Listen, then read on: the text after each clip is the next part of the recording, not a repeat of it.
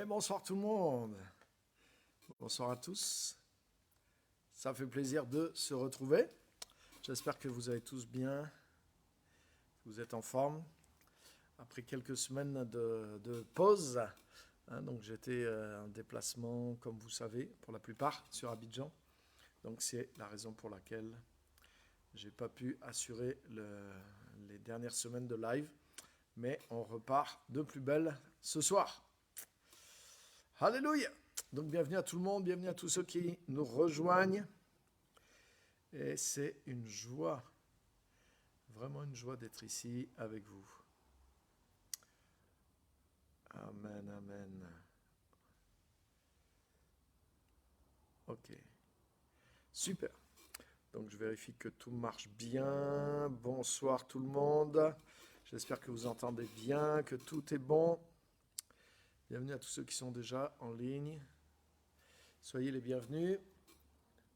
Christiane, Christophe, Geneviève, Valérie, Ludivine, salut à toutes et à tous. Ok, bienvenue. Bienvenue à tous. Et c'est... Voilà, super, on va avoir un temps spécial ensemble ce soir. Et en fait, ce soir, je voudrais partager avec vous sur la mission.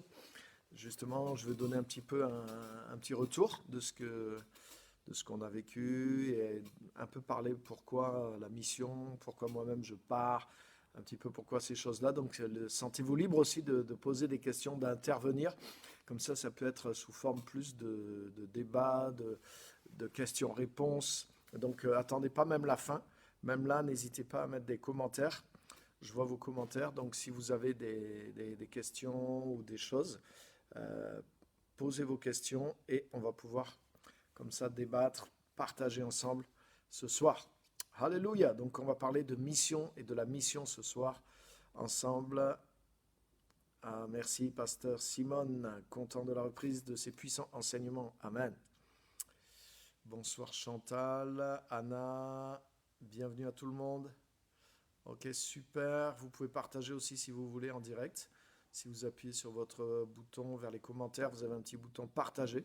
Ça permet aux membres de votre Facebook de voir que vous suivez quelque chose en ligne et éventuellement de nous rejoindre. Donc voilà, n'hésitez pas à poser des questions, etc. au fur et à mesure qu'on est là, parce qu'on va pouvoir partager. Donc ce soir, je veux partager avec vous sur le thème de la mission. Et, euh, et donner quelques nouvelles aussi personnelles un petit peu par rapport à ce que je fais au niveau de la mission. Et là, des 3 semaines, on a passé pratiquement 3 semaines en Côte d'Ivoire. Donc j'étais sur ce voyage avec Lydie, ma fille et Fabien, mon gendre, donc qui aussi sont engagés dans la parole, dans le ministère. Donc ça a été pour eux aussi une expérience de se retrouver en mission sur la terre d'Afrique noire. Et donc, c'était une belle, belle expérience. On a vécu de belles choses aussi. Donc voilà, je veux partager avec vous sur ce sujet de la mission, de remercier déjà tous ceux qui me soutiennent par la prière, spirituellement, qui me soutiennent aussi dans le sens où ils adhèrent au projet, ils comprennent le projet et qui me soutiennent aussi matériellement et en aidant aussi régulièrement pour la mission. Il y en a plusieurs parmi vous qui le font. Donc, merci vraiment pour tout ça. On va juste prier et puis on va commencer sans plus tarder parce que l'heure tourne. Alléluia. Bah, Père Céleste, merci pour cette occasion de se retrouver et de partager ensemble sur le thème de la mission. Et je te remercie, Saint-Esprit, parce que c'est quelque chose qui est tellement cher à ton cœur. Et je te remercie vraiment de diriger ce moment pour que ce soit un temps spécial pour chacun d'entre nous, que ça soit édifiant, que ça soit réellement vivant, que tu parles aussi d'une manière surnaturelle à nos cœurs. Et Seigneur, que tu répondes aux besoins de nous tous qui sommes ici en ligne, que tu nous montres aussi des choses que nous avons besoin de comprendre, de savoir, que tu agisses aussi dans nos vies personnelles pour nous bénir, pour nous guérir, nous restaurer, faire ta volonté en nous et au travers de nous. Merci pour cette soirée, qu'elle soit vraiment enrichissante pour chacun au nom puissant de Jésus. Amen. Amen. Ouais, donc je veux profiter un petit peu de de cette mission, de ces 3 semaines, on peut dire, de mission spéciale qu'on vient de vivre sur la Côte d'Ivoire pour partager un petit peu, donner un retour et partager sur le thème de la mission. Donc voilà, n'hésitez pas à donner des questions, des commentaires sur ce thème pendant qu'on est là ensemble ce soir. Alléluia. Donc la mission, bien sûr, la mission s'inscrit dans le commandement de Jésus à l'Église, un commandement que vous trouvez dans Matthieu chapitre 28, verset 19. Il commence on pourrait dire ça commence au verset 18 jusqu'au verset 20. C'est les dernières paroles de l'évangile de Matthieu. Je sais que pour la plupart d'entre vous, vous connaissez par cœur cet ordre de mission, parce que nous-mêmes, en tant qu'Église, mission, Gospel Centre, vous voyez, il y a le mot de mission. On s'est identifié vraiment à cette mission.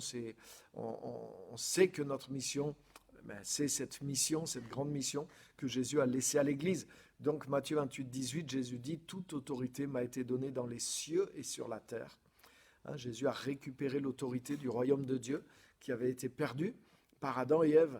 Et c'est pas une parole comme ça au hasard, parce que avant que Jésus vienne sur terre, peut-être ça peut vous surprendre, et je veux pas le développer ce soir, mais Jésus n'avait pas complètement toute l'autorité, Dieu n'avait pas complètement toute l'autorité sur la terre.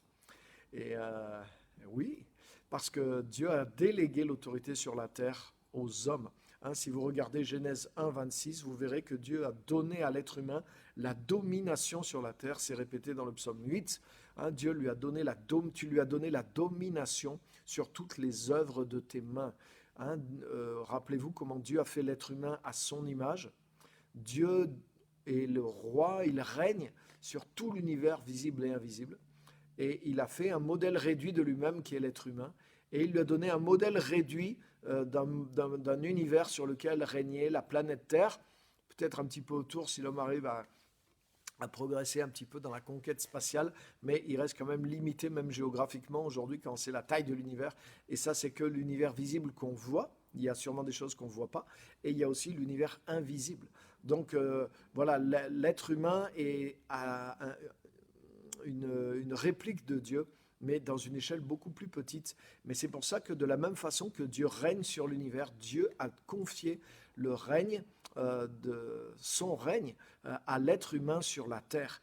Et c'est la raison pour laquelle beaucoup de choses se passent sur terre qui ne sont pas en accord avec la volonté de Dieu, parce que Dieu ne règne pas sur la terre. Si Dieu régnait sur la terre, mais toutes les choses qui arrivent n'arriveraient pas. C'est pour ça que Jésus nous apprend à prier que ton règne vienne et que ta volonté soit faite sur la terre comme au ciel. C'est la preuve. Si Jésus nous demande de prier pour que ce règne vienne sur terre et que cette volonté s'accomplisse sur la terre comme au ciel, c'est la preuve qu'il y a une différence entre le règne et la volonté de Dieu qui s'accomplissent parfaitement dans le ciel, c'est-à-dire dans les cieux, dans l'univers invisible, et ce qui se passe sur la terre est différent.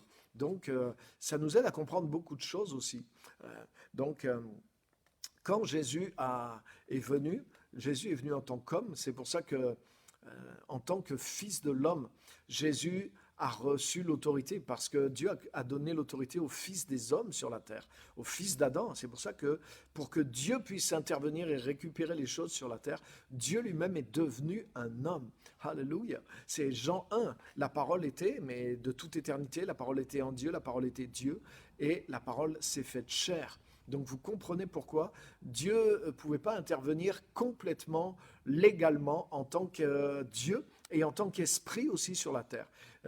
Donc Dieu est devenu un homme pour pouvoir intervenir avec la pleine autorité sur la terre, parce que c'est un homme. C'est par un homme que le péché est rentré dans le monde, mais c'est par un homme aussi que la délivrance est rentrée dans le monde. C'est par un homme que le diable est devenu le prince de ce monde. Le prince, pas le roi. Le roi reste toujours l'être humain, même si cet être humain s'est mis sous la botte de Satan, qui est devenu le prince de ce monde. Mais c'est aussi par un autre homme, le second Adam, que le diable a été mis sous ses pieds, que le diable a été vaincu, les démons ont été vaincus, que Jésus a récupéré la couronne, que Jésus a vaincu la mort, le séjour des morts. Et c'est pour ça que dans Matthieu 28, 18, il dit « Tout pouvoir, toute autorité m'a été donnée maintenant, moi Jésus en tant que fils de l'homme, et fils de Dieu m'a été donné dans les cieux, ça c'est bon, il l'avait déjà, mais ce qui est nouveau sur la terre. Et c'est pour ça qu'il dit à ses disciples maintenant, allez et faites de toutes les nations des disciples. Ça veut dire que nous agissons maintenant en tant qu'Église, en tant qu'enfants de Dieu,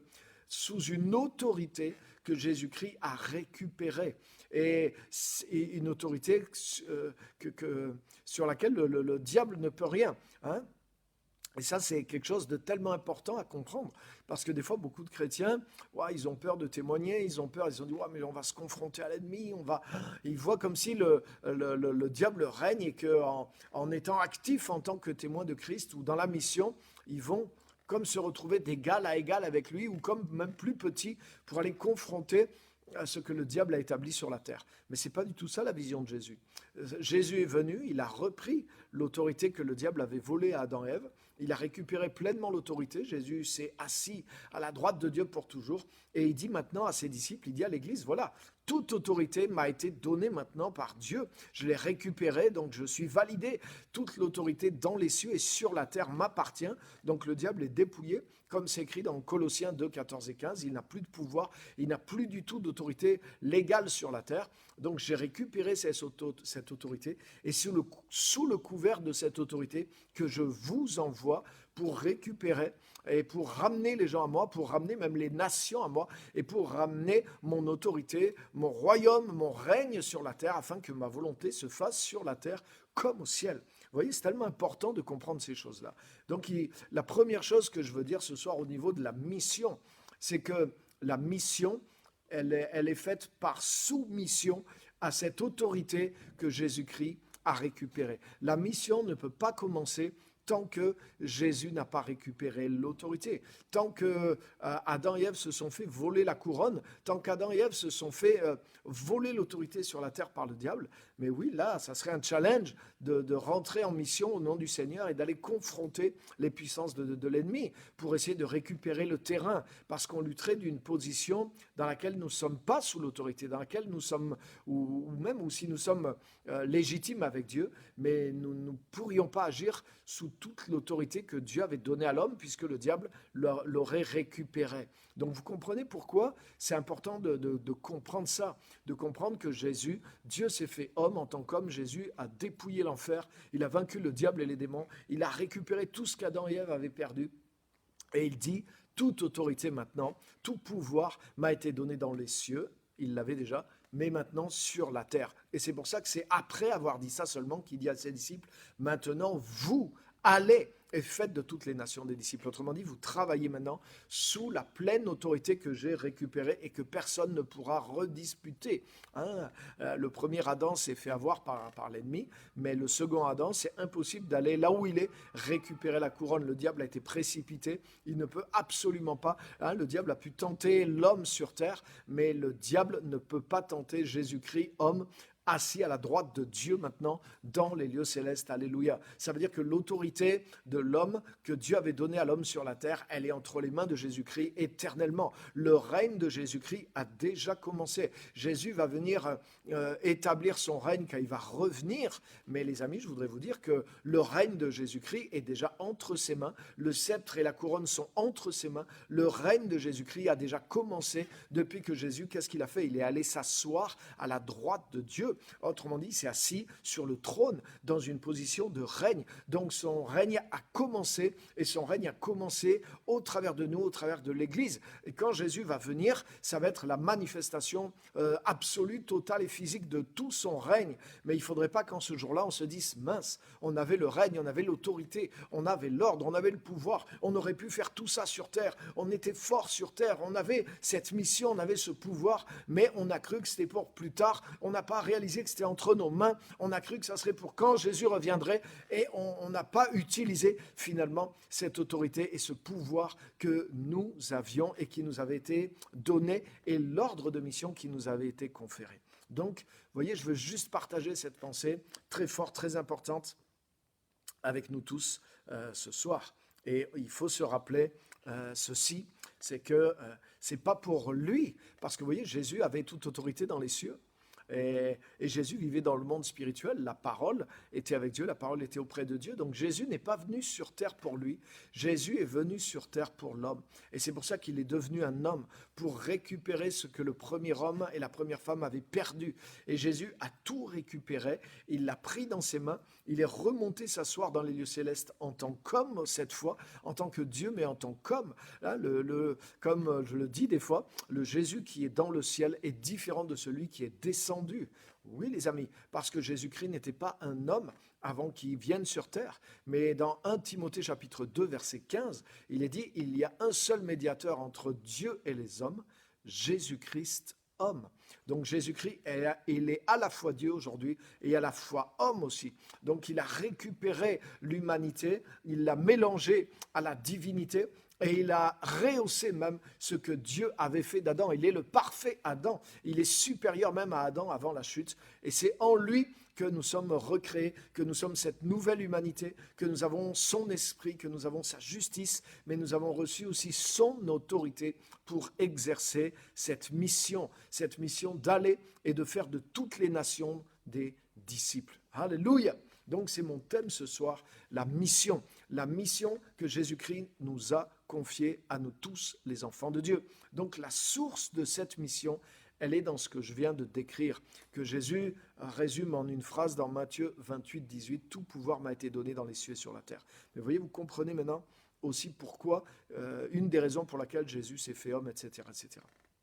Pour récupérer cette autorité que Dieu avait donnée aux premiers êtres humains en leur donnant la domination sur toute la planète Terre pour qu'ils exercent le règne de Dieu et la volonté de Dieu sur la terre.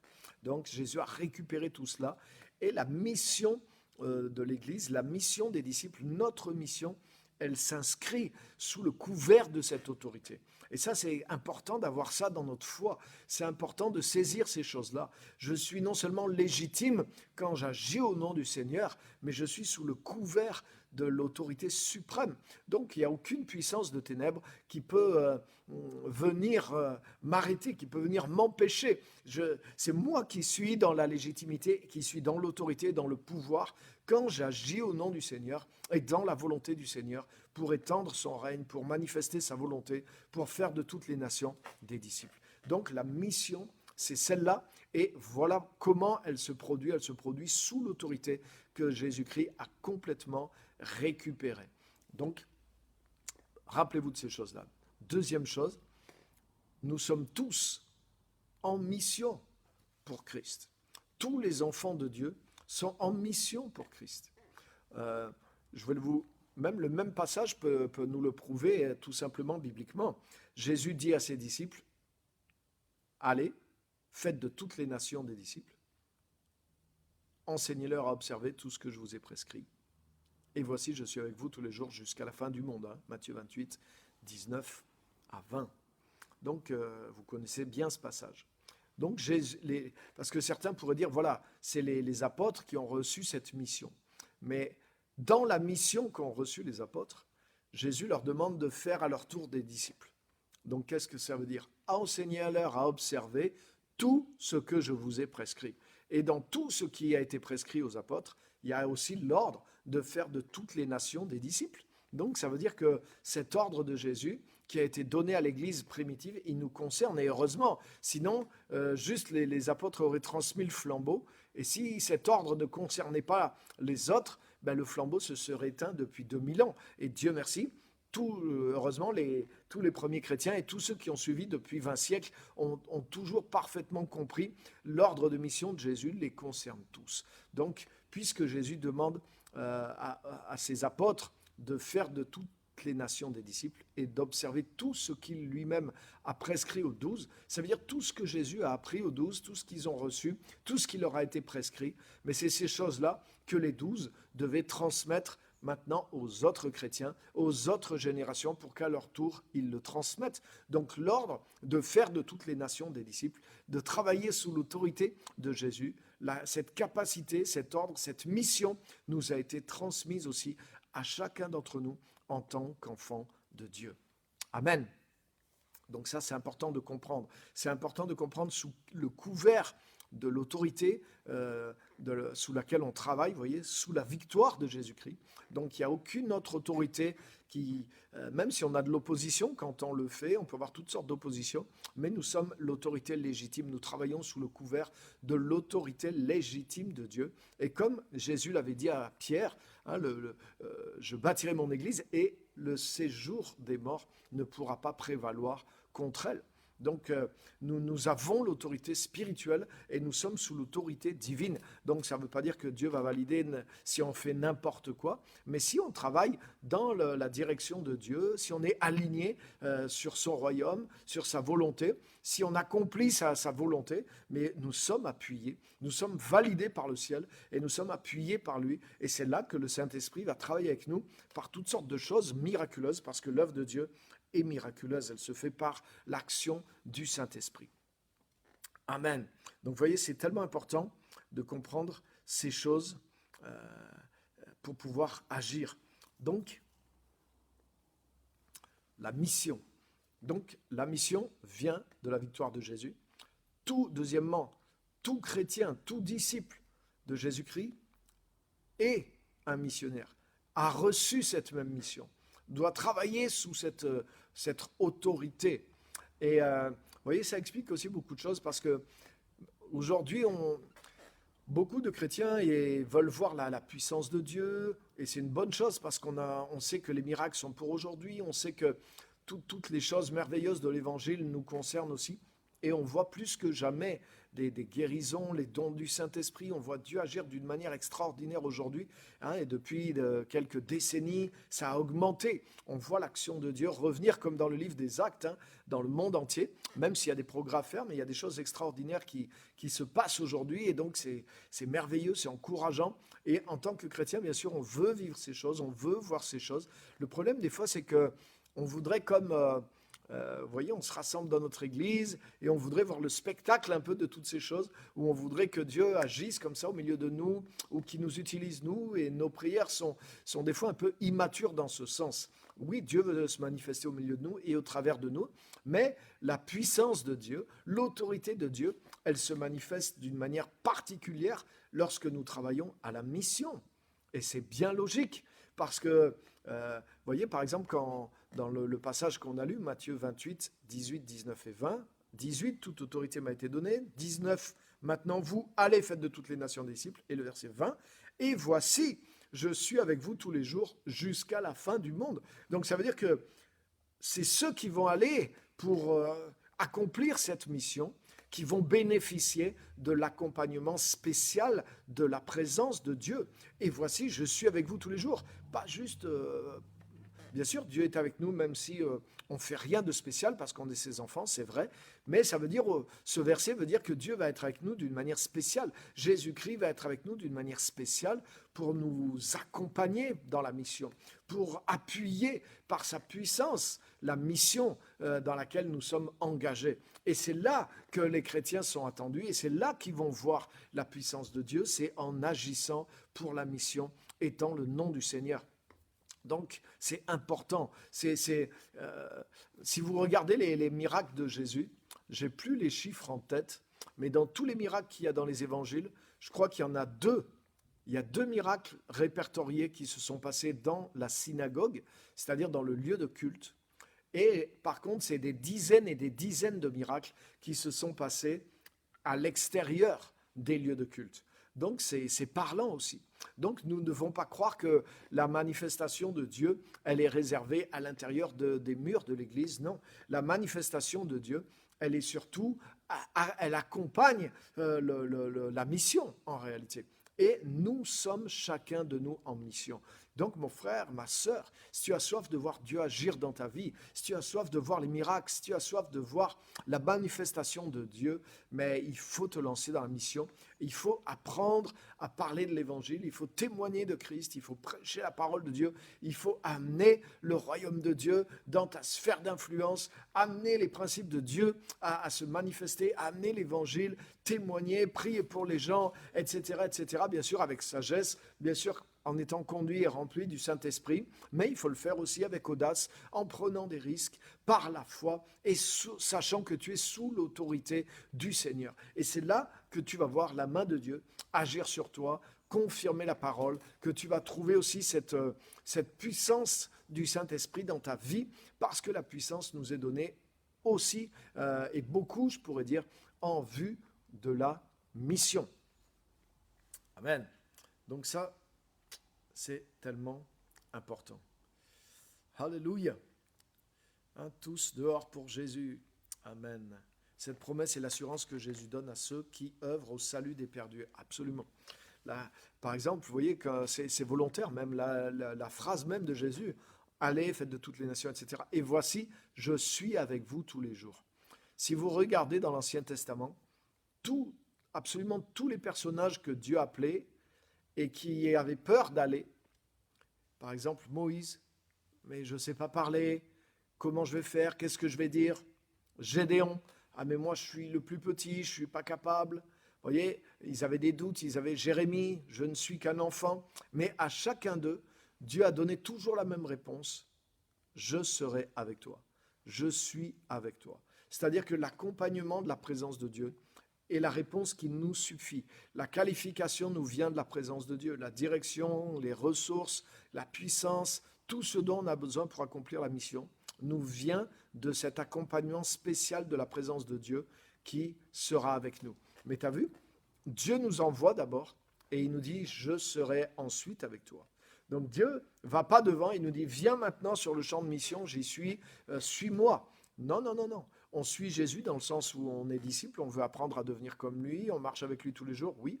Mais quand il nous donne l'ordre de mission, on doit avancer par la foi.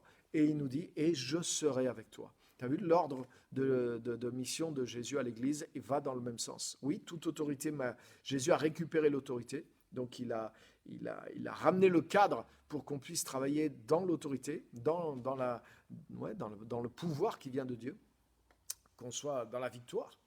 Il nous envoie, allez, faites de toutes les nations. Et voici maintenant, verset 20, je suis avec vous tous les jours. Donc c'est quand tu vas que la présence de Dieu t'accompagne. Donc c'est toi qui vas d'abord quelque part, en obéissance par la foi au commandement de Jésus.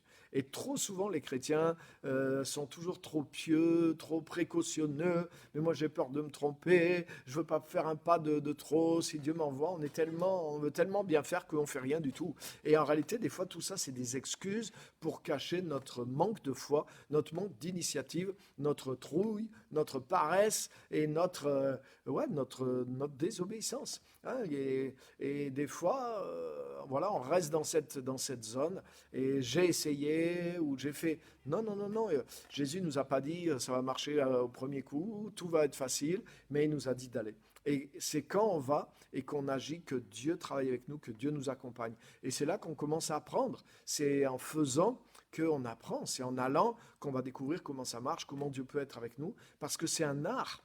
Ça montre que aussi l'accompagnement de Christ, mais pour que Dieu travaille avec nous pendant qu'on travaille pour lui, c'est sa présence qui est avec nous, qui va faire les choses, qui va agir surnaturellement. Donc ça veut dire qu'on va apprendre à dépendre de cette présence sur le terrain. On va apprendre à fonctionner avec l'accompagnement de Dieu sur le terrain aussi. Et ça, c'est tout un art aussi. Et c'est là que toute la formation qu'on a en tant que disciple de Jésus va montrer ses fruits. Et c'est pour ça que la vie chrétienne n'est pas une vie juste de religiosité. Hein, si on va juste à l'église, qu'on récite des prières et qu'on a une moralité chrétienne, ça ne suffit pas pour faire la mission. On a besoin de connaître Jésus pour faire la mission. On a besoin d'être en contact réellement avec le Saint-Esprit pour que des gens se convertissent, pour que des gens naissent de nouveau. Il faut l'action du Saint-Esprit. Pour que des miracles aient lieu, il faut l'action du Saint-Esprit. Pour qu'on soit conduit par Dieu, pour que les choses aient un fruit, pour que l'autorité de Dieu soit manifestée, la puissance de Dieu soit manifestée. Mais on a besoin de connaître le Seigneur, on a besoin de dépendre de lui. Donc c'est la mission qui met à l'épreuve sur le terrain la solidité, la maturité, la réalité de notre vie de disciple. Et ça, c'est tellement important. Donc, voyez, on a vu plusieurs choses. On a vu que, premièrement, l'autorité, la mission vient de l'autorité que Jésus a récupérée. On a vu deuxièmement que tout chrétien est un missionnaire, hein, il est appelé à cette mission. Et là, ce qu'on est en train de voir, c'est que la mission aussi, le fait de travailler à l'œuvre du Seigneur, le fait de servir activement le Seigneur dans le monde, et pas seulement dans l'Église, mais c'est les travaux pratiques de notre vie de disciple. La vie d'un disciple n'est pas séparée de l'action, de la mission dans le monde. Et ça, c'est mon dernier point. Et les amis, c'est important de comprendre ça. C'est que le but, un des buts de la formation d'un disciple, mais c'est pouvoir exercer sa mission dans le monde. On ne peut pas enlever la mission de la vie d'un disciple. Jésus n'a pas formé ses disciples juste pour savoir prier, juste savoir faire la louange, pour être proche de Dieu. Jésus n'a pas créé ses disciples pour qu'ils soient des ermites, pour qu'ils soient des moines, pour qu'ils soient des gens simplement avec la relation avec Dieu. Non, Jésus leur a appris comment à intervenir dans le monde, comme lui-même faisait. Donc oui, il leur a appris le secret de la présence de Dieu, mais aussi pour pouvoir être efficaces dans leur action dans le monde. Et c'est l'action dans le monde qui est le travail pratique de la vie d'un disciple, autrement dit la mission. Et c'est pour ça que nous devons tous être en mission. Nous ne devons pas être des professionnels de la vie chrétienne dans la vie privée et dans l'Église seulement, mais nous devons devenir aussi des pros, hein, on pourrait dire, dans la mission, c'est-à-dire dans l'action de Dieu, porter la parole de Dieu, porter les vérités de Dieu, prendre position pour Dieu dans la vie courante, dans la société, d'amener la parole de Dieu, d'amener la pensée de Dieu, d'amener le royaume de Dieu, d'amener les valeurs de Dieu, d'amener le règne et la volonté de Dieu à s'établir sur la terre. Alléluia. Non seulement en prêchant l'évangile, en amenant des gens au salut, mais aussi en luttant contre certaines choses, en étant actif dans le monde pour que la volonté de Dieu s'accomplisse, que ce soit pour aider la veuve et l'orphelin, que ce soit pour défendre le sort des opprimés, pour défendre la justice, pour défendre tout ce qui est de Dieu, tout ce qui est conforme au royaume de Dieu et qui doit s'établir. Donc nous pouvons renverser les œuvres du diable aussi sur la terre et les remplacer par les œuvres de Dieu en faisant toutes sortes de biens sur la terre aussi. Et ça aussi, c'est une façon de manifester les œuvres de Dieu, de manifester le royaume de Dieu sur la terre, la volonté de Dieu sur la terre. Et nous devons être actifs en tant que chrétiens parce que cette mission nous a été donnée de faire des nations des disciples. Donc nous devons ramener l'ordre de Dieu dans les nations, dans les individus, mais dans les nations aussi, dans les structures, dans les sociétés aussi. Alléluia. Et il y a tellement de choses que nous pouvons faire et que nous sommes en droit de faire et que nous sommes envoyés pour faire en tant qu'enfants de Dieu. Donc nous devons nous réapproprier toutes ces choses-là et nous devons comprendre ces choses-là. Et donc c'est de ça que je veux partager avec vous ce soir, la mission. Alléluia. Oui, tout chrétien est un missionnaire. Amen. Hein, Jésus, par exemple, dans Jean 17, on va le lire ensemble. Regardez avec moi dans Jean, chapitre 17. Jean, chapitre 17, c'est au moment où Jésus va quitter le monde. Donc c'est sa dernière prière, c'est un peu les dernières paroles de Jésus avant de quitter le monde. Donc c'est vraiment ça. Il pense à la mission, justement. Hein. Il pense à ce que les disciples vont faire à sa suite. Et voilà ce qu'il dit.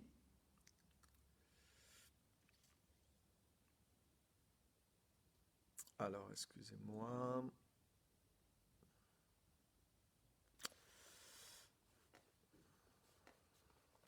Au verset 11, Jean 17, verset 11, Jésus prie le Père pour ses apôtres. Et il dit, « Désormais, je ne suis plus dans le monde. » Jésus va quitter la terre. « Mais eux, ils sont dans le monde, tandis que je vais vers toi. Père Saint, garde-les en ton nom, ce nom que tu m'as donné, afin qu'ils soient un comme nous. Lorsque j'étais avec eux dans le monde, je les gardais en ton nom. J'ai protégé ce que tu m'as donné, et aucun d'eux ne s'est perdu, à part le fils de perdition, afin que l'écriture soit accomplie. »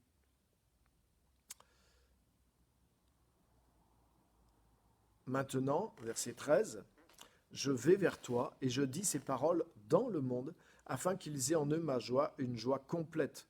Je leur ai donné ta parole, et le monde les a détestés, parce qu'ils ne sont pas du monde, tout comme moi, je ne suis pas du monde. Je ne te demande pas de les retirer du monde, mais de les préserver du mal. » Et Jésus redit encore une fois au verset 16, « Ils ne sont pas du monde, tout comme moi je ne suis pas du monde. Consacre-les par ta vérité, ta parole est la vérité. » Et regardez bien, « Tout comme tu m'as envoyé dans le monde, je les ai moi aussi envoyés dans le monde, et je me consacre moi-même pour eux, afin qu'eux aussi soient consacrés par la vérité. » Amen. Mais là, c'est très fort ce que dit Jésus. Jésus dit que les disciples ne sont pas du monde, comme lui n'est pas du monde. Et il le répète 2 fois. Wow. Ça veut dire que ce que Jésus a fait en agissant dans notre vie, la nouvelle naissance, la séparation, le fait de vivre dans la présence de Dieu, de comprendre le royaume de Dieu, de notre être entier, et rentrer dans cette vie avec le Seigneur. Et nous sommes vraiment transformés. Et nous ne sommes plus du monde. Et Jésus dit, comme moi je ne suis pas du monde. C'est-à-dire, l'œuvre que Jésus-Christ a fait en nous, l'œuvre que Christ fait en nous, nous a séparés du monde, nous a rendus différents du monde, autant que Jésus l'était. C'est dur à croire, à réaliser. Mais pourtant, Jésus le dit, il le dit par 2 fois, il le fait exprès. Parce qu'il sait que ça va nous paraître impossible. On va dire, ah ben non, pas autant que Jésus quand même.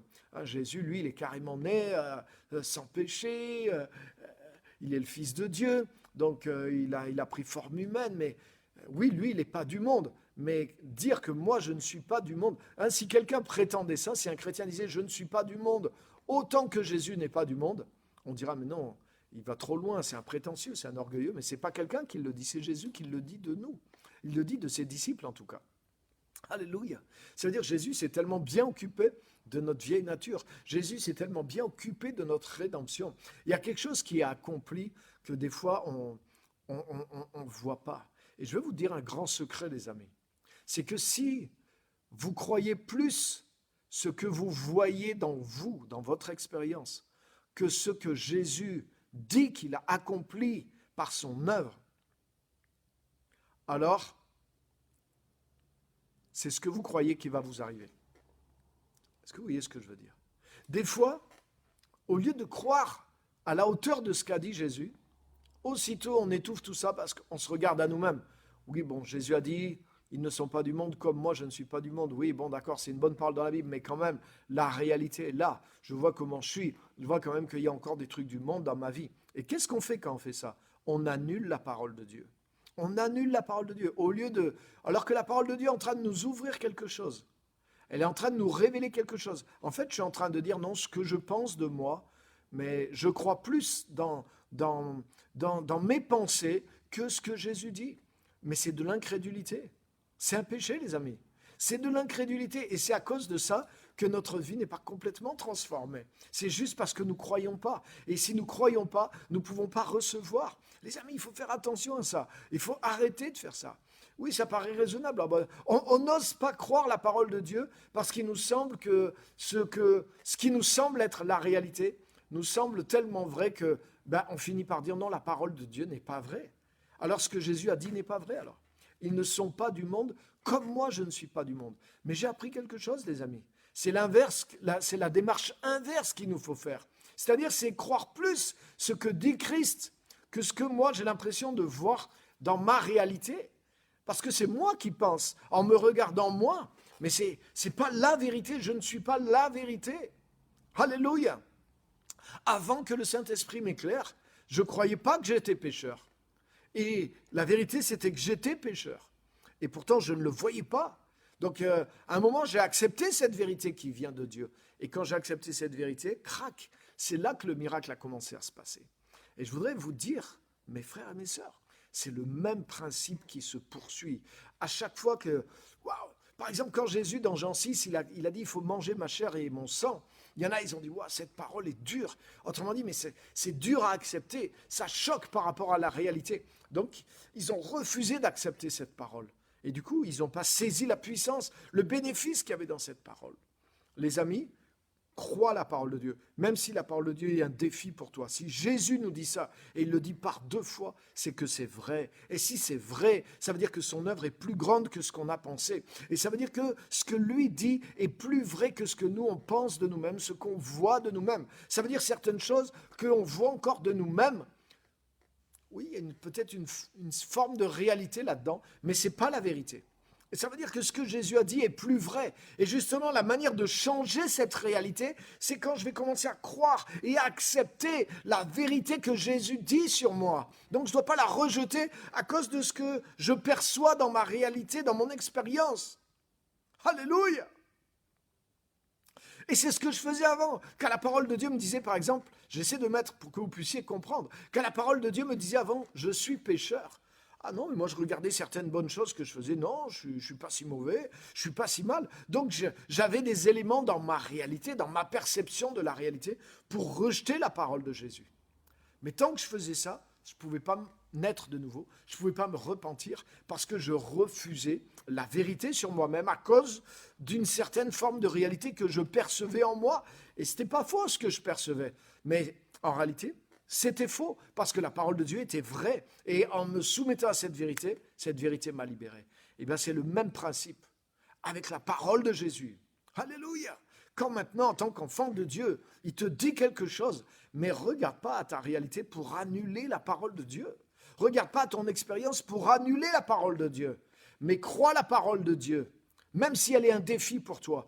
Et tu vas voir qu'en faisant ça, cette parole, la vérité qui est là, va annuler, va remplacer ton expérience. C'est ce que Jésus dit. Si vous demeurez dans ma parole, vous connaîtrez la vérité vous rendra libre. Il y a un miracle qui est là. Il y a quelque chose qui est déjà accompli dans l'œuvre de Jésus. Mais crois-le plus que tu crois à ton expérience, plus que tu crois à tes faiblesses. Et c'est ça qui va justement vaincre tes faiblesses. Et Jésus dit, et c'est la vérité, ils ne sont pas du monde, comme moi je ne suis pas du monde. Et la foi pour avaler ça. Et la foi pour le croire. Ça veut dire quoi? Ça veut dire que Jésus nous a tellement associés à lui. Nous sommes devenus tellement une même plante avec lui que nous ne sommes pas du monde. De la même façon que Jésus n'était pas du monde. Oui, il était un peu du monde parce qu'il est né en tant qu'être humain. Mais il n'était pas du monde dans le sens où il était vraiment né de Dieu. Il était envoyé par Dieu sur la terre. Mais l'œuvre que Jésus a fait de nous, nous a rendus comme lui il était. Et c'est lui qui le dit. Donc si lui déclare que à cause de ce qu'il a fait de ses disciples, à cause de ce qu'il a fait de nous, par son œuvre à la croix, par sa mort, par sa résurrection, la manière dont il nous a nettoyés, la manière dont il nous a régénérés, alléluia.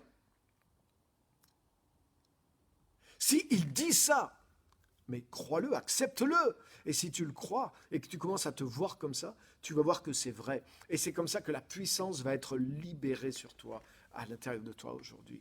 Alléluia. Alléluia. Oh, c'est tellement important, les amis. Et ce principe-là est vrai pour tellement de choses. C'est pour ça qu'il y a toute une révélation, en particulier dans les lettres de Paul. Paul a eu la révélation de qui nous étions maintenant en Jésus-Christ, de ce que Jésus-Christ avait fait de nous. Et c'est vrai que ça semble ne pas correspondre à ce qu'on voit de nous-mêmes encore dans la chair. Mais si tu crois ce qu'il a dit, si tu crois ce qui est écrit, si tu réalises par l'esprit, tu le crois, que tu le saisis et que tu rentres dedans, tu vas voir que c'est vrai et tu vas voir que ça marche et tu vas voir que la puissance de ces choses s'installe au fur et à mesure que tu y crois dans ta vie parce que c'est déjà accompli en Jésus-Christ. Et c'est ça le secret de la vie chrétienne. Et je voudrais que tu captes quelque chose ce soir. Arrête de croire plus ce que tu vois de toi. Arrête de croire dans ton expérience. Arrête de croire dans ce que ton intelligence te dit de toi et de refuser la parole de Dieu sur toi. Tu te rends compte, c'est grave. C'est l'incrédulité. C'est par la foi qu'on est sauvé. Et c'est pour ça que tu n'es pas complètement transformé. C'est pas parce que l'œuvre ne se fait pas en toi. C'est pas parce que tu as des faiblesses, non. C'est parce que tu ne crois pas. Crois la parole. Reçois, comme tu as cru le salut, comme tu as cru au pardon. Crois chacune des déclarations de Dieu, de Jésus-Christ, de Paul, du Nouveau Testament sur toi. Et si tu crois comme un enfant, tu vas voir que c'est vrai. Si tu crois plus dans ça que dans ton expérience, mais tu vas voir que cette réalité-là que tu as cru va dominer, va t'absorber, va engloutir, comme dit Paul, ce qui est spirituel, va engloutir ce qui est charnel. Alléluia, parce que c'est accompli, c'est ce que tu es déjà en Christ. Mais tu dois le recevoir, tu dois le croire et tu dois arrêter de rejeter la parole de Dieu à cause de ce que tu vois en toi. C'est l'inverse que tu dois faire. Tu dois rejeter ce que tu vois de toi. Tu ne dois pas le laisser te persuader, te parler. Et tu dois accepter le verdict de la parole de Dieu sur toi. Et c'est là que tu vas télécharger par la foi. Tu vas libérer tu vas libérer le pouvoir de ce que Christ a fait. La parole va t'affranchir parce que tu demeures dans la parole. Quand tu refuses la parole et que tu crois ce que tu vois de toi, tu ne demeures pas dans la parole. Et Jésus dit à ceux qui avaient cru en lui, si vous demeurez dans ma parole, vous connaîtrez la vérité. Et la vérité vous affranchira. Il faut que tu crois la parole, que tu demeures dans la parole. Non, je reste dans la parole. Je ne crois pas ce que mes sens me disent de moi. Je ne crois même pas ce que mon expérience, même le truc pas bien que j'ai fait en tant que chrétien. Mais je ne crois pas ce que c'est en train de dire de moi. Waouh! J'espère que vous me comprenez. Mais c'est ce qu'il faut faire. Et c'est ce que je m'applique à faire personnellement. Depuis une trentaine d'années, j'ai compris ces principes. Et c'est comme ça que je suis rentré dans la grâce de Dieu. C'est comme ça que la nouvelle nature a grandi et s'est développée en moi. Et honnêtement, c'est plus par cela que par l'effort personnel que je me suis transformé au fur et à mesure de mes 36 années de vie chrétienne, en recevant ce qui est accompli pour moi. Alléluia. En croyant la parole de Dieu, malgré ce que je vois, et malgré ce que je constate parfois de moi, de mes actes, de mes pensées, mais ce n'est pas ce que je suis réellement en Christ. Exactement comme quand j'étais pécheur, je pouvais réellement faire du bien, je pouvais réellement penser bien, mais j'étais pécheur. Ce qui m'arrivait parfois dans mon expérience était en contradiction avec la vérité. Et je n'avais pas le droit de rejeter la vérité à cause de ces expériences. C'est la même chose maintenant dans l'autre sens. Alléluia. Mais beaucoup de chrétiens se font avoir avec ça. Donc crois. Là, je te livre un grand secret de la vie chrétienne. Et si tu saisis ça, mais là, ça demande de la foi, ça demande de la persévérance, ça demande de renverser les raisonnements.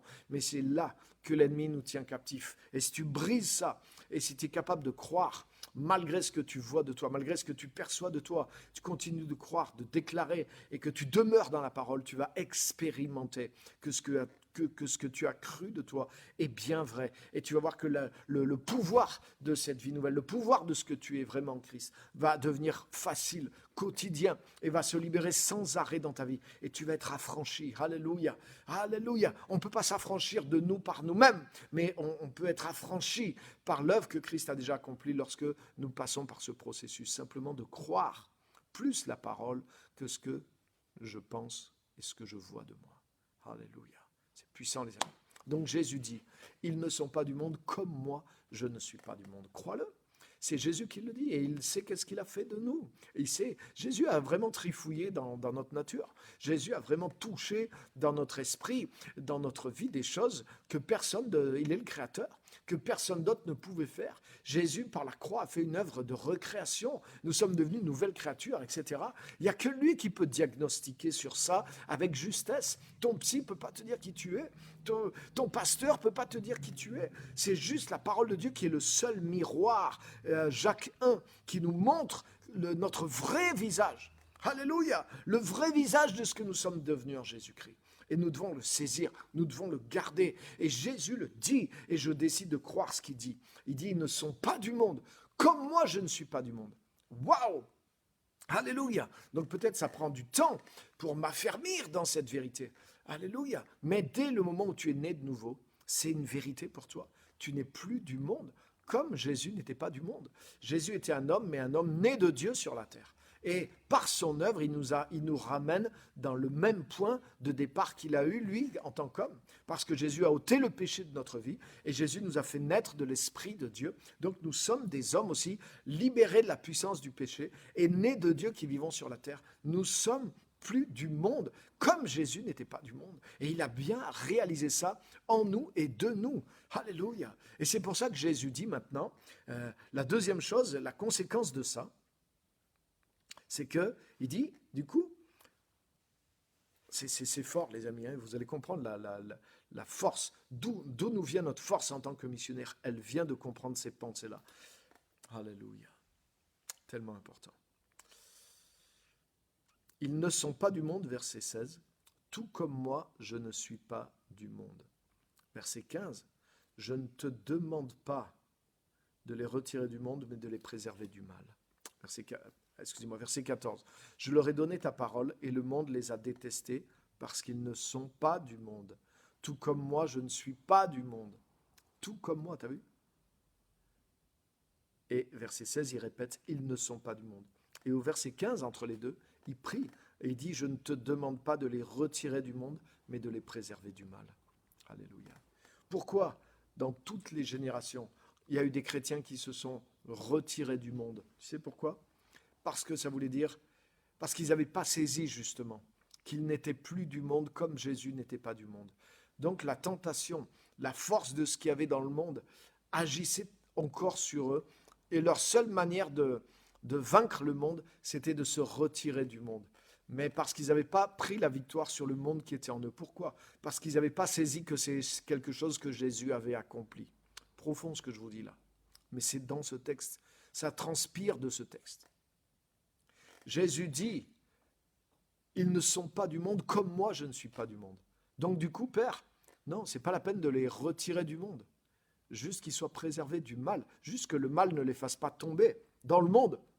Alléluia. Mais il y a beaucoup de chrétiens, ils sont persuadés que le monde est encore en eux, qu'ils ont encore l'esprit du monde, qu'ils sont encore comme le monde. Et c'est pour ça qu'ils se retirent du monde pour essayer d'alléger cette tentation qui est constante parce qu'ils ne comprennent pas, ils ne saisissent pas, ils n'ont pas réalisé et ils ne vivent pas pleinement dans ce qui est accompli, à savoir qu'ils ne sont pas du monde, comme Jésus n'est pas du monde. Ça veut dire que tu peux vivre dans le monde de Dieu tout en étant dans ce monde-ci, tu peux vivre la réalité de Dieu, pas parce que tu es un super saint, mais parce que tu as un super sauveur, parce que tu as un super Seigneur qui a fait une œuvre forte en toi. Et il y a quelque chose, comme Paul a dit, il a dit, loin de moi de me glorifier d'autre chose que de la croix de notre Seigneur Jésus-Christ, par laquelle je suis mort au monde et par laquelle le monde est mort pour moi. Galates chapitre 6 au verset 14, je crois. Regarde ce qu'il dit, loin de moi de me glorifier d'autre chose que de la croix de Jésus. Donc il dit, c'est pas par mes efforts de sanctification que je suis devenu mort au monde et que le monde est mort pour moi. Il dit non, loin de moi de me glorifier d'autre chose que de la croix de Christ. Il dit, c'est par le pouvoir de la croix, parce que j'ai été crucifié avec Christ. Parce que quand Christ est mort, le péché est mort. Quand Christ est mort, je suis mort avec lui. Et je suis mort au monde. Alléluia. Et le monde est mort pour moi. Et c'est quelque chose que tu dois réaliser. Réalise que le monde est mort pour toi. Et que tu es mort au monde. Alléluia. Et que quand tu es tenté, le monde est en train de tenter quelqu'un qui est mort. Et c'est ce qui est dit dans Romains 6, 11. Considérez que vous êtes mort au péché. Considérez que vous êtes mort déjà. Non pas essaye de te rendre mort. Et c'est ce que font des chrétiens. Ils essayent de mourir au monde. Mais c'est pas ça ce que dit l'Évangile. L'Évangile dit que Jésus t'a fait mourir pour le péché. Que tu es mort au péché. Comme Christ est mort, toi aussi tu es mort. Et tu dois accepter le fait que tu es mort. La nouvelle personne que tu es, elle est morte. Alléluia. Donc peut-être certaines choses te tentent, peut-être certaines choses agitent quelque chose en toi. Mais dis-toi que ce qui est agité en toi, ce qui est sensible aux choses de ce monde, mais ce n'est pas la vraie personne que tu es. Ce n'est pas dans ton esprit que ça se passe. Et donc tu ne dois pas avoir peur de ressentir ça ou d'avoir cette apparente tentation. Tu dois résister en disant la vérité. Arrière de moi, Satan. Tout ça, c'est de l'illusion, c'est du mensonge. Parce que la vérité, c'est que je suis mort. Alléluia. Et je reste dans ce que dit la parole de Dieu. Je suis mort au monde. Et le monde est mort pour moi. Amen. Donc, peu importe le feu d'artifice, peu importe les choses que je peux ressentir ou voir, je sais que celui que je suis vraiment, il est mort. La personne que je suis moi-même maintenant en Jésus-Christ, la Bible dit, je suis mort au monde, j'ai été crucifié au monde et le monde a été crucifié pour moi. Je suis mort au péché et je suis vivant pour Dieu en Jésus-Christ.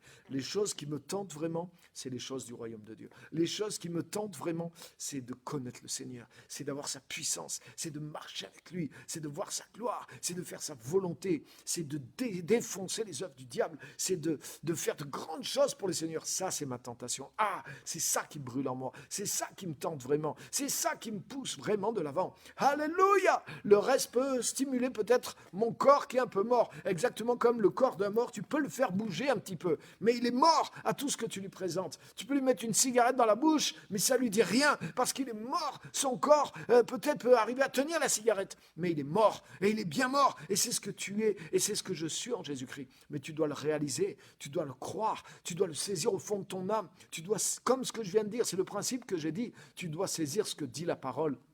Et tu ne dois pas croire ce qui t'arrive. Alléluia. Si tu dis, ah ouais, mais là, je suis encore tenté par ça, ça m'a encore fait quelque chose. Quand j'ai vu ça, quand j'ai entendu ça, j'ai encore réagi.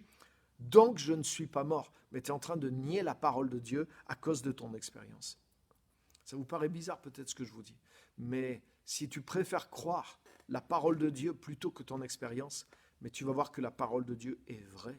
Et qu'en réalité, par l'œuvre de Jésus, tu es réellement mort à ces choses-là. Et si, quand les choses te tentent ou quand les choses remuent ton corps qui est mort, pour reprendre mon image, tu dis non, je suis mort à ces choses-là. Mais tu vas voir que c'est parce que tu crois que tu n'es pas mort que tu réagis. Mais si tu es persuadé au fond de toi-même, si tu le saisis dans la foi, que tu es mort, que tu crois la parole, que tu confesses la parole de Dieu, tu vas voir que toute cette illusion qui vient du diable et de la chair va disparaître loin de toi. Et tu vas dire, mais c'est la vérité, je suis bel et bien mort, et le monde est bel et bien mort pour moi. Alléluia! Donc ça ne veut pas dire que tu vas t'exposer bêtement, non, bien sûr. Ça ne veut pas dire que tu risques pas de... Bien sûr, si tu fais les bêtises, elles vont t'arriver, ça c'est sûr aussi. Mais je suis en train de te montrer quelque chose que tu as besoin de croire et de saisir, parce que c'est ça qui va te libérer vraiment. C'est quand tu crois ce que Christ a fait pour toi. Parce que si tu essaies de l'obtenir par toi-même, tu ne peux pas y arriver. Sinon, Christ est mort pour rien. Christ n'est pas mort. Si on pouvait réussir par nous-mêmes à se défaire de ces choses-là, alors Christ ne serait pas mort pour nous en défaire. Et c'est uniquement quand tu saisis qu'en Christ, tu es vraiment mort et que tu es défait de ces choses-là, que tu vas être libéré. Reste ferme dans cette position, demeure dans la parole et la parole t'affranchira. Alléluia, c'est tellement puissant. Donc Jésus dit, ils ne sont pas du monde, comme moi je ne suis pas du monde. Donc du coup, c'est pas la peine de les retirer du monde. Et c'est justement pour ça que souvent, et de tout temps, des chrétiens se sont retirés du monde, ou qu'aujourd'hui les chrétiens n'agissent pas dans le monde parce que ils ont peur du monde, parce qu'ils ont peur d'être contaminés par le monde. Voilà, là, les chrétiens ne doivent pas faire ça parce que là-bas c'est corrompu, mais au contraire, si c'est corrompu, les chrétiens doivent y aller pour amener la lumière. Mais il faut qu'ils soient affermis dans la vérité et dans le fait qu'ils ont cette nature. Alléluia! Et ils vont briller, ils vont au contraire, ils vont amener la victoire de Dieu là-bas. Mais c'est pour ça que de tout temps, les chrétiens se sont retirés du monde, parce qu'ils n'ont pas saisi ce que dit Jésus avant et après. Ils ne sont pas du monde, tout comme moi je ne suis pas du monde. Je ne te demande pas de les retirer du monde, mais de les préserver du mal. Et Jésus le redit une deuxième fois pour qu'on comprenne bien. Ils ne sont pas du monde, tout comme moi je ne suis pas du monde. Alléluia! Et ensuite il dit, tout comme tu m'as envoyé dans le monde, je les ai moi aussi envoyés dans le monde. Amen. Et la dernière chose que je voulais dire ce soir, c'est ça. C'est que pour accomplir cette mission, c'est parce que je ne suis pas du monde que je suis justement envoyé dans le monde. C'est parce que j'ai réalisé et j'ai saisi, et je saisis de plus en plus, et je m'approprie sans arrêt par la foi, je marche dans cette vérité par la foi, que Jésus a fait de moi quelqu'un qui n'est plus du monde, parce qu'il m'a sanctifié. Et c'est pour ça qu'après Jésus dit, sanctifie-les par ta parole. Ta parole est la vérité, parce que c'est la parole qui va te révéler que tu n'es plus du monde, comme Jésus n'est plus du monde. La parole va te mettre en possession de ce que Christ a fait de toi. Et tu vois que tu n'es pas du monde, tu vois que tu es de Dieu, tu vois que tu es dans le royaume, tu vois que tu es porteur de Dieu, tu es porteur du royaume. Et du coup, la mission devient une évidence pour toi. Parce que tu viens amener dans ce monde quelque chose qui n'est pas de ce monde. Alléluia. Et ça, le propre de la mission, pour être envoyé dans... Ceux qui sont envoyés dans le monde sont ceux qui ne sont plus du monde. Et c'est ça que Jésus dit dans Jean 17. Alléluia. Ceux qui sont envoyés dans le monde sont ceux qui ne sont plus du monde, parce que le monde n'a pas besoin de ce qu'il a déjà. Le monde a besoin de ce qu'il n'a pas. Et c'est pour ça que la mission, c'est pas simplement dire des paroles, mais la mission, c'est manifester la différence. C'est manifester par nos actes, par nos paroles, par nos œuvres, la dimension du royaume de Dieu, la réalité du royaume de Dieu, la puissance du royaume de Dieu, la révélation de la parole de Dieu. Et c'est ça notre témoignage. Nous amenons Jésus-Christ, nous amenons la lumière, nous amenons sa nature dans le monde, parce que nous sommes plus du monde. Et nous amenons quelque chose qui est de Dieu. Nous sommes de Dieu dans le monde. Et c'est pour ça que nous sommes envoyés nous aussi dans le monde. Parce que nous ne sommes pas du monde. C'est le ciel qui envoie les siens dans le monde, qui envoie ses représentants dans le monde pour qu'ils manifestent dans le monde quelque chose qui n'y est pas. Amen. Et c'est pour ça que j'ai besoin de grandir dans la foi. J'ai besoin de m'affermir. J'ai besoin de saisir cette vérité-là. Qu'est-ce qui fait de moi un missionnaire? Mais c'est le fait que justement, je ne suis pas du monde et que je suis envoyé dans le monde. J'ai capté ces choses-là. J'ai capté la transformation que Christ a opérée en moi. J'ai capté la nouvelle nature que Christ m'a donnée. Je le crois. Je me suis enraciné, établi en lui. Je vis dans cette nature. Et c'est ce qui me qualifie pour être un missionnaire dans le monde, parce que j'apporte dans le monde. Je vis dans le monde sans être de ce monde. J'amène dans ce monde quelque chose qui n'existe pas dans ce monde. Et c'est pour ça que nous sommes tous des missionnaires. Et c'est pour ça que Jésus dit, vous serez mes témoins. Vous voyez, être le témoin, c'est pas juste raconter ce que j'ai vu. Dans le sens où le dit Jésus, vous êtes mes témoins, dans le sens où vous allez être les témoins dans l'instant présent. Vous allez être les porteurs. Vous allez être ma manifestation sur la terre. Hein, Jésus leur dit, le Saint-Esprit rendra témoignage de moi en vous, et vous aussi, vous me rendrez témoignage. Autrement dit, l'Esprit rend témoignage de Christ en moi. L'Esprit de Dieu manifeste Christ en moi. L'Esprit de Dieu manifeste l'œuvre de Christ en moi. Et c'est pour ça que moi, je peux manifester Christ dans le monde. C'est ça, je suis son témoin. Je ne parle pas simplement de lui, mais je le manifeste, je le représente, je le présente à nouveau. Je suis quelque part. Nous sommes quelque part. Et c'est pour ça que nous sommes le corps de Christ. Nous sommes de Christ dans le monde. Pourquoi? C'est ce que Jésus a dit. Vous n'êtes pas du monde comme je ne suis pas du monde. Et c'est pour ça que je les envoie dans le monde, pour que le monde voit, comme les disciples en voyant Jésus, ils ont vu le Père et ils ont cru. De la même façon, le monde en nous voyant, en tout cas une partie du monde en nous voyant, va voir Jésus et va croire en Jésus, parce que nous ne sommes pas du monde et nous sommes porteurs de ce qui n'est pas du monde. Donc vous voyez, ça demande de la foi, ça demande de croire dans la parole et d'agir dans cette foi dans le monde. Et c'est ce qui fait de nous des missionnaires. C'est cette nature nouvelle dont nous sommes porteurs. Alléluia. Vous voyez, je voulais vous parler un peu de mon voyage. Je n'ai pas pu. La parole de Dieu m'a saisi. Mais vous voyez, c'est une autre optique. Vous voyez, c'est la mission et l'évangélisation, si on peut dire aussi, mais sous un autre jour que ce qu'on entend habituellement. Ce n'est pas un devoir extérieur. Vous voyez, c'est beaucoup plus riche que ça. C'est la manifestation d'une vie nouvelle que nous avons en Christ. Donc rappelez-vous ça, l'autorité. Jésus, en tant qu'homme, a récupéré l'autorité. Donc nous agissons sous la pleine autorité. Nous sommes restaurés. Nous avons reçu à nouveau ce qu'Adam et Ève avaient reçu, l'autorité, la domination sur la terre. Non pas pour nos affaires, mais pour les affaires de Dieu sur la terre. Nous sommes légitimes, nous agissons sous le couvert de cette autorité. Nous sommes envoyés sous le couvert de cette autorité. Tous les chrétiens sont des missionnaires. Rappelez-vous de ça, vous êtes un missionnaire. Vous avez reçu la tâche, vous aussi, d'amener l'évangile, d'amener le royaume de Dieu autour de vous. Donc apprenez tout ça, grandissez dans tout ça. Mais grandissez en le faisant. Dites-vous pas, ah non, je ne peux pas le faire, j'attends d'être parfait là-dedans pour commencer à faire quelque chose. Non, on apprend en faisant. Donc commencez à faire et apprenez tout en faisant. Amen. Et voyez ce qu'on vient de voir aussi. Hein, on est envoyé dans le monde parce qu'on n'est pas du monde. Et rappelez-vous de ce principe de croire la parole de Jésus plus que ce que vous voyez de vous-même. Saisissez la grâce qui a été apportée par Jésus-Christ par la foi. Voilà, que Dieu vraiment vous bénisse. Voilà, il y a pas mal de choses dans ce message. Alléluia.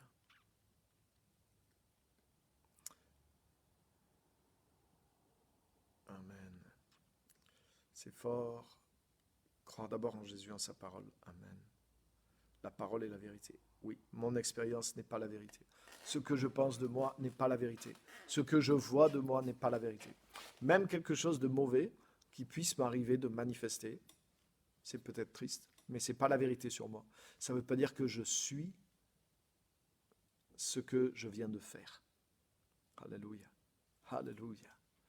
Amen. Donc, très, très, très important de comprendre ce principe. Je suis ce que Dieu dit que je suis. Amen. mais ce que Jésus a dit, c'est vrai. Donc je fais attention de ne pas parler, penser, croire en dessous de ce que Jésus dit. C'est ce que le diable veut faire. Le diable est le père du mensonge. Donc lui, tout ce qui limite la vérité, il va l'appuyer. Si à cause de, tu vois tes faiblesses, tu vas dire, ah ben je suis encore là-dedans, je suis encore dans le monde, j'ai l'esprit du monde, je suis encore un pécheur, oh, j'en suis encore là, oh là là, je suis vraiment pas digne. Mais le diable va t'appuyer. Parce que quand tu dis tout ça, tu dis le contraire de ce que Jésus dit. Tu renies la parole de la vérité.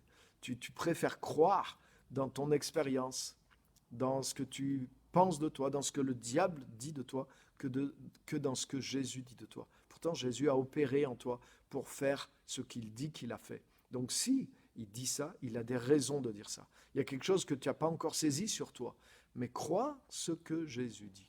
Des fois, le médecin, il t'ausculte, il te dit, ah oui, vous avez ça. Tu dis, mais pourtant, ça me fait pas, je vois pas dans mes symptômes. Mais le médecin, c'est plus que toi. Les examens en révèlent plus que toi. Il n'y a pas que tes symptômes. Tes symptômes ne sont pas la vérité. Hein, des fois, tu peux avoir les symptômes du rhume et c'est plus grave. Ou des fois, tu peux avoir les symptômes du cancer et c'est le rhume que tu as. Donc, tu ne peux pas te fier à ce que tu penses.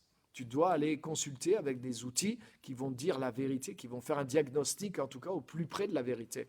Et là, tu te fies à ce diagnostic.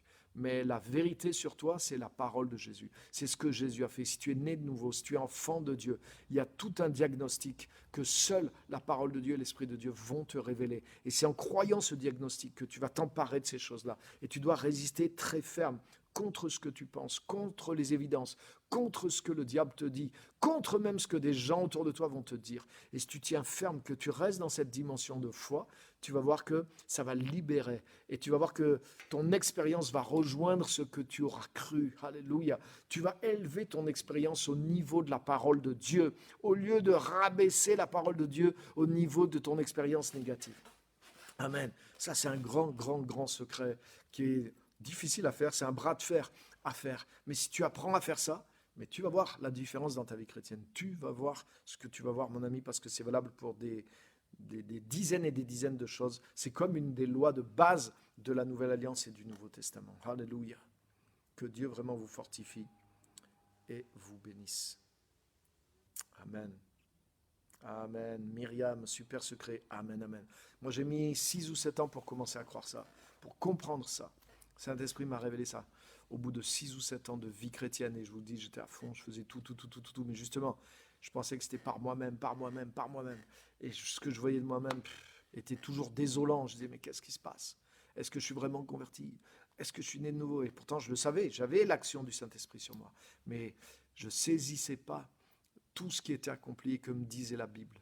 Et je voulais d'abord faire l'expérience tout le temps pour dire, ah là, je le crois maintenant. Parce que je le vérifie. En fait, je croyais dans mes sens, je croyais dans mon intelligence, plus que dans la parole. Donc j'ai appris à croire la parole au détriment de ce que me disent mes sens. Tout ce que dit la Bible sur la nouvelle naissance, je le crois. Tout ce que Jésus dit des enfants de Dieu, tout ce que la Bible dit des enfants de Dieu, je le crois pour moi, je sais que je suis enfant de Dieu. Donc tout est vrai. Tout ce que la Bible dit des enfants de Dieu est vrai pour moi.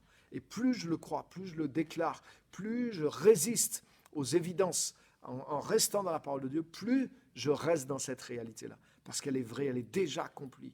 Mais c'est par la foi dans la parole qu'on doit s'en emparer. C'est ça le vrai combat de la foi. C'est là que le diable agit. Je te garantis, le combat spirituel, il est là. Il n'est pas sur le terrain, il est là.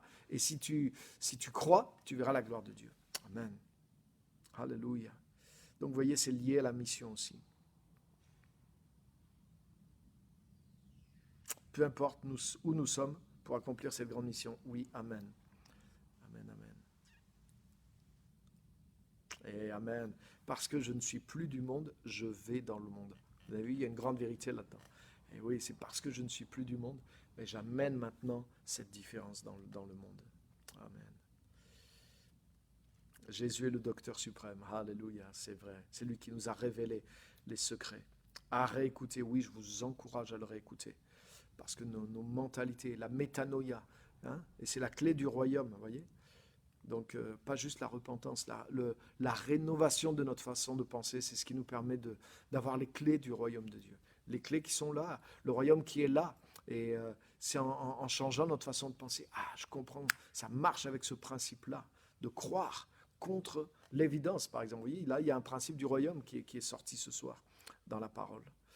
Donc que Dieu vraiment vous bénisse et vous encourage. Chaque jour, nous sommes missionnaires, oui, pour parler de Jésus. Amen. Pour montrer Jésus, démontrer Jésus. Et c'est là que les dons du Saint-Esprit aussi vont se manifester, les amis. Peut-être on parlera de ça la prochaine fois, les dons du Saint-Esprit dans la mission. Hein, c'est un bon thème, ça. Hein, ça vous intéresse? Comment les dons du Saint-Esprit se manifestent dans cette position de mission. Lorsque tu es dans cette position de mission, que tu représentes Jésus devant les gens, hein, que tu vas les aimer, que tu vas leur parler, que tu vas agir pour le monde de la part de Christ, c'est dans cet esprit-là que les dons du Saint-Esprit aussi vont se manifester. Alléluia. Donc on va reparler de ces choses-là jeudi prochain. Donc que Dieu vraiment vous bénisse et vous encourage. Je voudrais juste vous dire aussi que on a notre événement en ligne de week-end intensif avec le pasteur Derek Schneider. On avait fait déjà un week-end et une journée sur ce thème-là de History Makers, les réformateurs de l'histoire, on pourrait dire. Donc avec des choses très très pratiques pour vraiment changer notre manière d'être, notre manière de vivre, notre manière d'agir dans le monde, avec des choses très pratiques, très spirituelles et très pratiques. Donc on aura un week-end comme ça, transformateur, puissant, du 15 au 17 octobre.